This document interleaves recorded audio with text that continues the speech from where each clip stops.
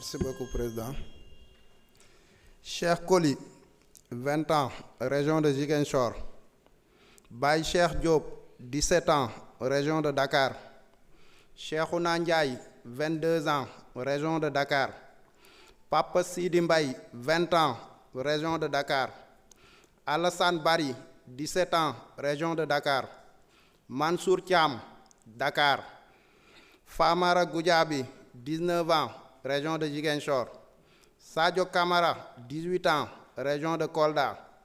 Moussa Dramé, 35 ans, région de Dakar. Massiré Gueye, 15 ans, région de Dakar. Cheikh Wad, 32 ans, région de Dakar. Bounama Silla Sagna, 14 ans, région de Ziguinchor.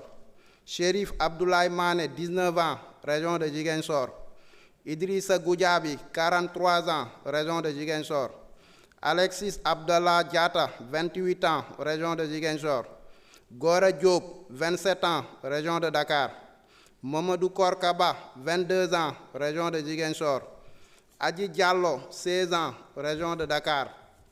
Assimi Diédhiou, région de Ziguinchor. Ismaïla Pandos Diédhiou, région de Ziguinchor. Pape Amadou Keïta, 16 ans, région de Dakar. Aliou Bodian, 37 ans, région de Kolda. Baye Fallou Sen, 17 ans, région de Dakar.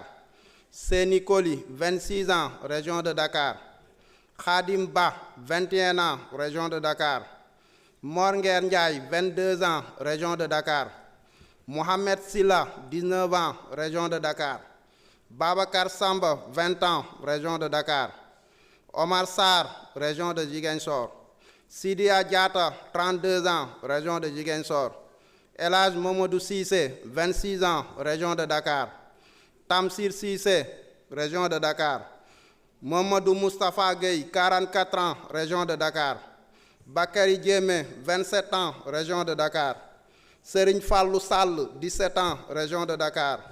Malang Mané, région de Dakar. Lassana Diarisso, 21 ans, région de Dakar.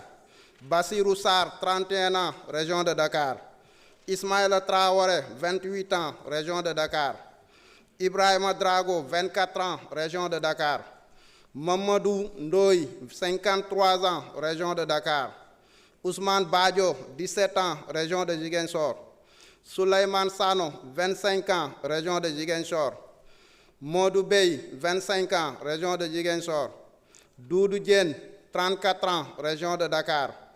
Abdoulaye Kamara Di Baba Kane, 38 ans, région de Dakar. Mohamedou Harouna Tall, 44 ans, région de Ziguinchor. Ousmane Dia, 26 ans, région de Thiès. Modou Kanté, 24 ans, région de Ziguinchor. Baraba, 25 ans, région de Dakar. Mamadou Saliou Diallo, 43 ans, région de Kolda. Moustapha Badji, 40 ans, région de Ziguinchor. Thierno Dahaba, 21 ans, région de Ziguinchor.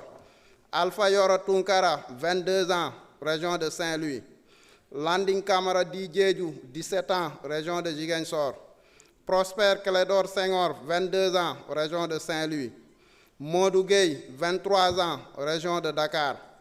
Beytir Fall Di Elhadj Fall, 50 ans, région de Dakar.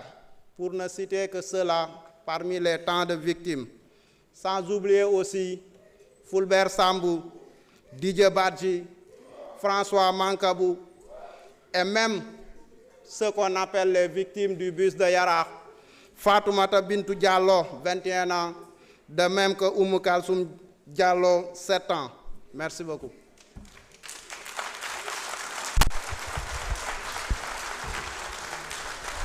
Merci. Jërëjëf. Jërëjëf.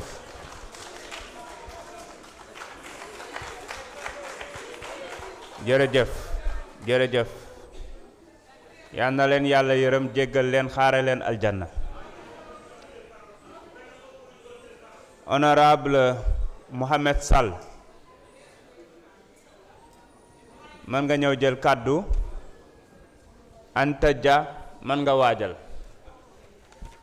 أعوذ بالله من الشيطان الرجيم